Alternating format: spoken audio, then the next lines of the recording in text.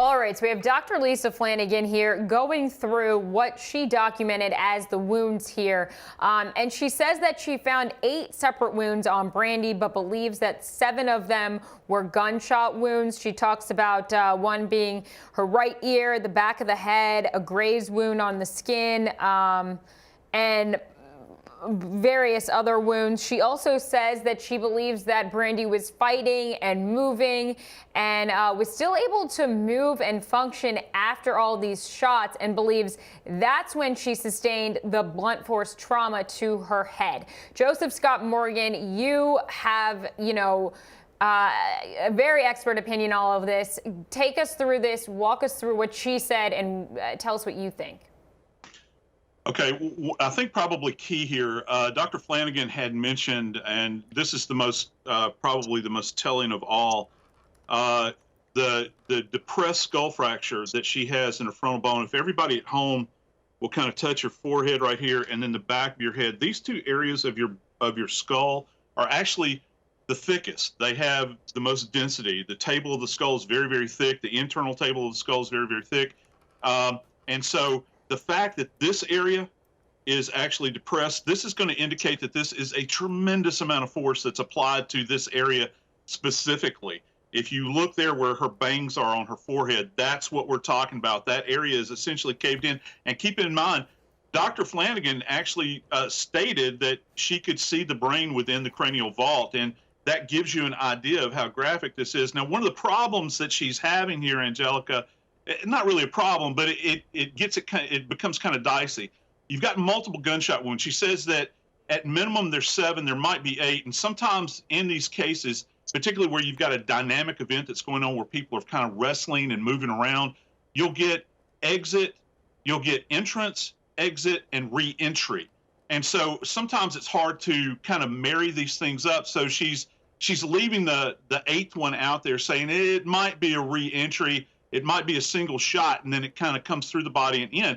But it would seem to me that out of all of these, the fatal wounds were actually blunt force trauma. So you have someone that has been shot multiple times, but then there's a beatdown that follows this. And this is over a protracted period of time, which just lends itself to how horrific this event was. And I think that going back to a conversation that Jesse and I had yesterday, I'm really wondering if there might be an element of, let's say, torture or an attempt to extract information.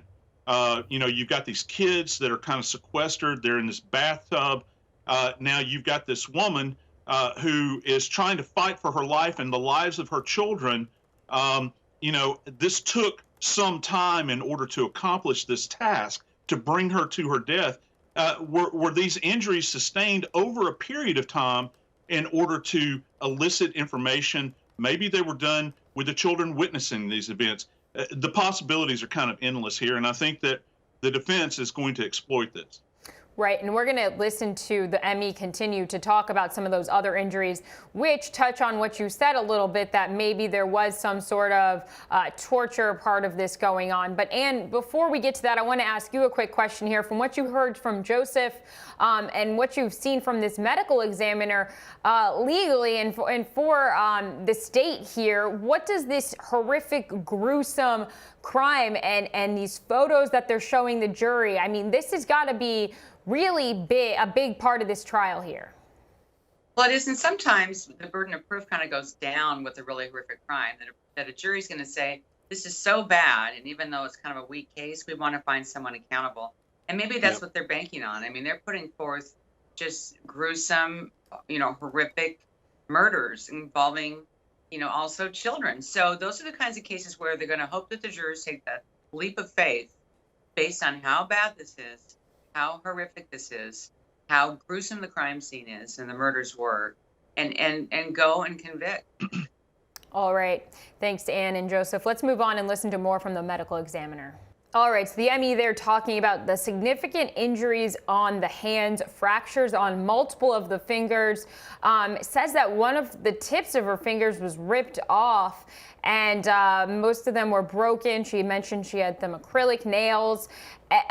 Joseph, they also mentioned that these are defense type of injuries. So What's that mean here? Break that down. I think that one of the most interesting parts of this is the idea that she has. It's not just simply minor cuts and contusion/bruises on her hands that we're talking about.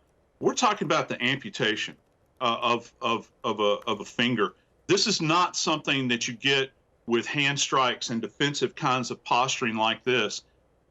Though she's not saying it, I really wonder if there was not an object involved here that she was being beaten with. Now, again, I've got one of my toys with me, one of the weapons that we use to do mock crime scenes with here at Jacksonville State. As you can see, this mock-up of a pistol has very irregular edges, and a real pistol is very, very heavy and metallic body.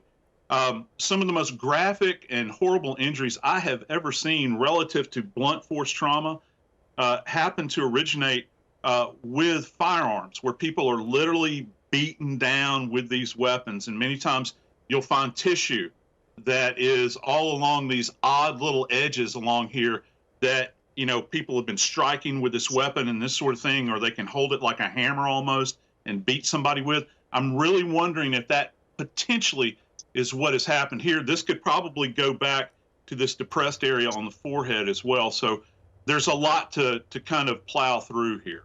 All right, so there's the ME talking about Tamaya and Tanaya. We know that one of them was shot and the other one was drowned. Again, these are the 6-year-old twins. Forensic death investigator Joseph Scott Morgan, weigh in on this. I mean, have you ever seen something like this with children? Yes, unfortunately I have, and far too many times. I can't describe to you how impactful it is. I'm not going to start chasing rabbits about my own personal issues or those of my colleagues around the country, but this is the worst of the worst. You always hear investigators and attorneys and MEs talk about what's the worst thing you have to deal with. We're at ground zero right here. This is absolutely horrible. And so think about what Dr. Flanagan's having to deal with. And from an intellectual standpoint and an emotional standpoint, she's there in that morgue, in that ME district in Florida, and she's having to make heads or tails while she's standing over these babies. And it's a pile of babies that have come out of this bathtub, and these horrible crimes have been perpetrated upon them by some adult out there. And she's having to make sense of all of this, and she's having to explain it to the open court, to the jury, and ultimately to the public. And it's very, very difficult. Now, we look at this from a scientific standpoint and the evidentiary issues. It is Joseph, let me cut you off right here. Yep. We know it's very difficult for the medical examiner, Lisa Flanagan. We have more to talk about with this. We've got to take a break, though. Joseph, we'll be back when we come back. Stay with us.